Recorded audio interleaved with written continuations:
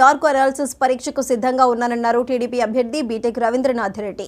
MP Avinash Reddy సిద్ధమా అంటూ సవాల్ విసిరారు. వివేక హత్య జగన్ కు కడప ఎంపీ అవినాష్ రెడ్డికి కుటుంబ సభ్యులకు ముందుగానే తెలుసన్నారు. జగన్ ని సిబిఐతో ఎంక్వైరీ వేయించాలని డిమాండ్ చేశారు.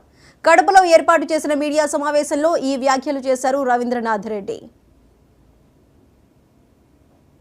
బీజేపీలోకి వెళ్తాడు, నేను కానీ సీరియస్గా దీనికైనా పట్టించుకుంటే అని మీరు అన్నారా లేదా అని వచ్చేసి జగన్మోహన్ రెడ్డి గారిని సూటిగా అడుగుతాను.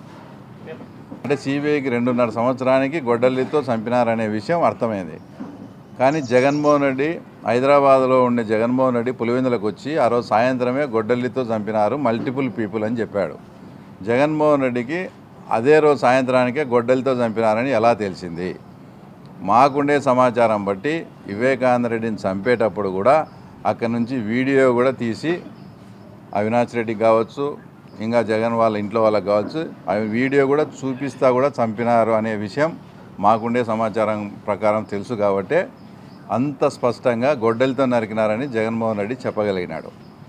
తర్వాత ఇంకో విషయం ఏంటంటే ఆ గొడ్డలి గురించే, గొడ్డలి కొనేదానికి దస్తగిరిని పంపి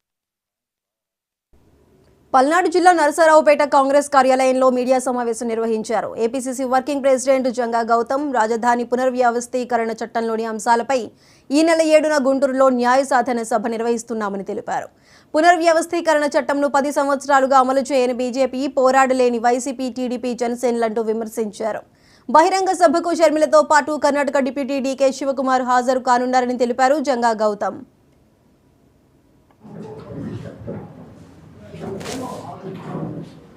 ఇప్పటికీ రాష్ట్రం ప్రతిరోజు 300 నుంచి 400 కోట్ల రూపాయలు అప్పు చేస్తే తప్ప ఈ ప్రభుత్వం నడపలేని దుస్థితి తీసుకొచ్చింది. ఒక్కసారి అప్పు పుట్టకపోతే ఈ రాష్ట్రంలో ఉద్యోగస్తులకి నెలసరి జీతాలు రావు, వృద్ధులకి వితంతువులకి పింఛన్లు రావు, ఏదైతే బటన్ నొక్కుతున్నానో నువ్వు లక్షల కోట్లు ఇస్తున్నాను అనుకుంటున్నావు ఆ బటన్ కూడా పనిచేయదు. కనుక రాష్ట్రాన్ని అప్పుల కుప్పలోకి నెట్టేసినటువంటి దుస్థితి ఆంధ్రప్రదేశ్లో జగన్మోహన్ రెడ్డి, గతంలో ఉన్న చంద్రబాబు నాయుడుది. మరి రాష్ట్ర ఆదాయం పెరుగుతుందా అంటే ఏం పెరగట్లేదు.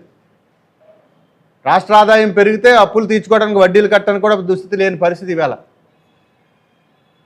దీనికి కేంద్రంలో ఉండే బీజేపీ కూడా కారణమే.